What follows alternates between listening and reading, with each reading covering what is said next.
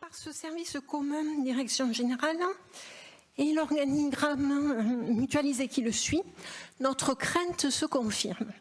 Albi assoit son hégémonie sur l'agglomération. La réorganisation des services qu'exige cette prise en main se traduit par une désorganisation générale. Tout est mélangé entre agents de la ville et de l'agglomération, entre tâches, entre grades administratifs, entre services. Or, la commune et l'agglomération sont deux entités juridiques différentes avec des compétences différentes. Les services des élus de la ville se retrouvent avec des activités communautaires en plus. Par exemple, le service petite enfance prend en charge le relais assistante maternelle qui est une compétence de l'agglomération. La chaîne de décision s'allonge par la multiplication des interlocuteurs sans forcément savoir quel est le bon.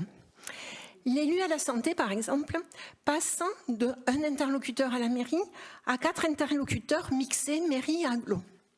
C'est une véritable armée mexicaine.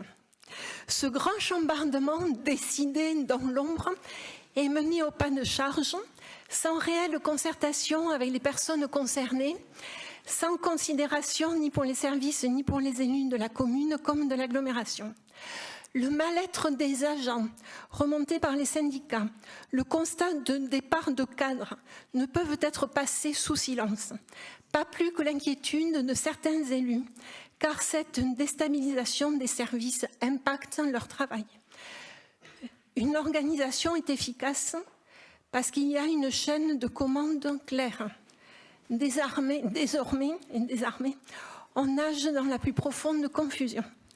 Il y a urgence à se poser pour retrouver un équilibre indispensable. Nous alertons. Chaque élu va voter et prendre ses responsabilités en connaissance de cause. Nul ne pourra dire qu'il ne savait pas.